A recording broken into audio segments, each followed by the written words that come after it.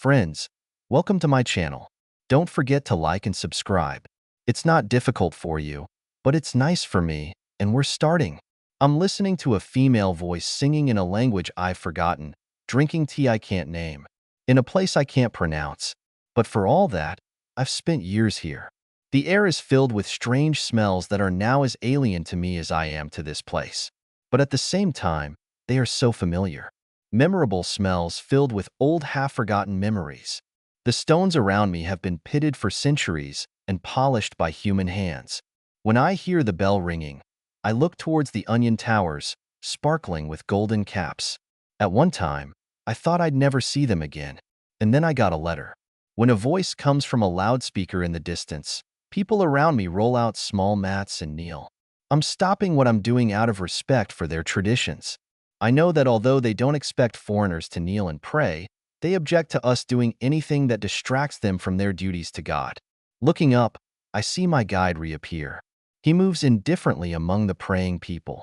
He wipes his face with the edge of his blindfold. Then, seeing me, comes over to my desk. If he could see the looks being thrown at him behind his back, he wouldn't look so arrogant. As he leans over my desk, I can see the edges of the silver chain around his neck. I know that it ends with a small cross.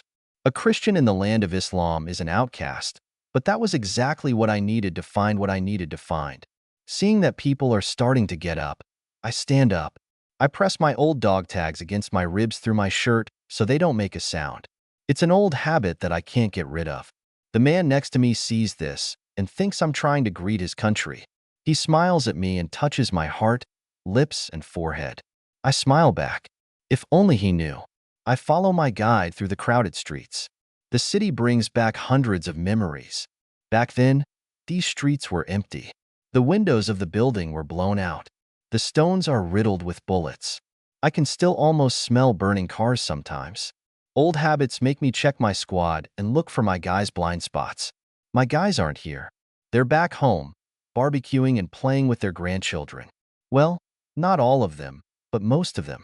I follow this disguise in white as he makes his way through narrower and narrower streets. They're packed with people going anywhere but here. As we walk past the tiled doorway, I remember this place. 20 years ago is a long time, but some things are not forgotten, no matter how hard you try. I look around, but I don't see any of the terrible damage that has been done in this smelly little piece of hell.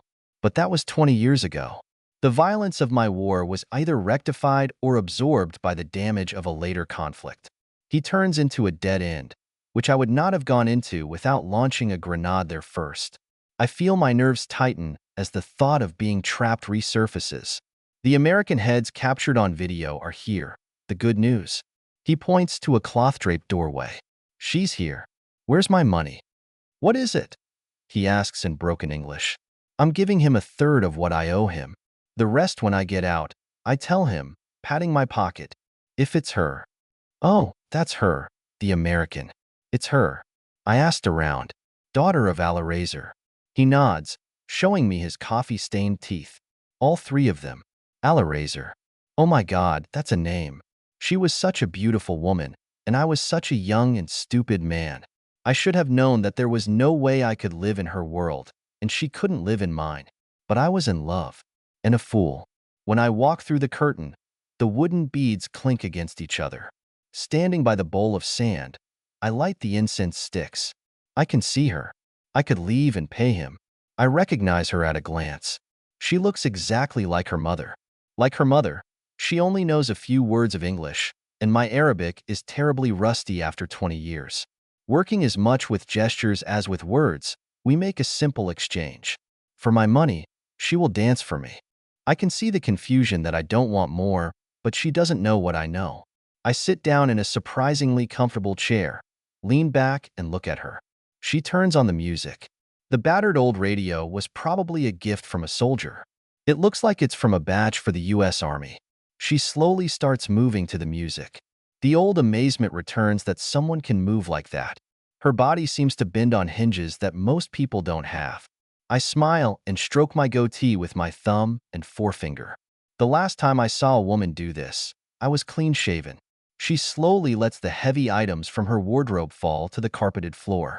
The light silks she wears don't hide her gorgeous body from my eyes. But what I feel when she dances is not for her. This is for a woman who died 3 years ago from a roadside bomb explosion. Her soft skin moving under the thin fabric, with curves that many models back home would kill for, makes my breathing quicken. Her eyes are above a thin veil, dark as a desert night. They look at me over a smiling face. She can tell that she has an influence on me. She acts, but not the way she thinks. A warm night in the desert. A beautiful woman. Her scent is so exotic. The taste of her lips, the taste of the forbidden fruit. Her heat when I entered her. He drove away the chill of the deserted night. Her gasping moans as I moved inside her body. Sharp gilded nails dug into my back as we, people of different faiths, found a common paradise. I'm watching a girl dancing, but she stops when she sees a tear rolling down my cheek. She slowly comes up to me and kneels in front of me. She raises her hand and wipes a tear from my stubbly cheek. She looks at me, puzzled. I run my hand over her face through the veil. Getting up, I hurry back through the beaded curtain and into the stink of this city. My guide is waiting. He blocks my way with his outstretched hand. "It was her, wasn't it?" he asks sharply. I take the remaining money out of my pocket and give it to him. He counts it quickly, then grins at me. He must think he's my best friend in the world. "You're retreating very quickly, American. Is she really that good?" "What is it?" he asks with a grin. I look at him and my eyes get hard. "Don't you know?" I ask with a growing fury of cold hatred, thinking about how many more people he's probably brought to this door. He's so stupid that he can't see my expression. He looks offended by my question. "I'm a Christian. I cannot defile my soul with the body of a corrupt woman." He turns around and angrily disappears into the crowded street. The desire to kill in an old soldier can sometimes be as strong as in a young one.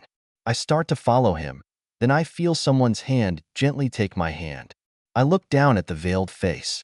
I feel the cold metal pressed into my palm, and then it moves away from me too. I open my hand and see an elaborately engraved metal medallion. Moving my thumb, I press the hidden latches to open it. I don't need to remember it. I know my mother's locket by heart. Inside is a picture of the woman I loved. When I look up, I see dark eyes looking at me for a second, and then they disappear, returning to the exotic world where she comes from. Taking my necklace over my head, I unbutton it and put the locket on it. He slides down to join my tokens for the first time in 20 years. Since that night in the desert when I fell in love with a woman from another world. And he created a daughter that I can't save.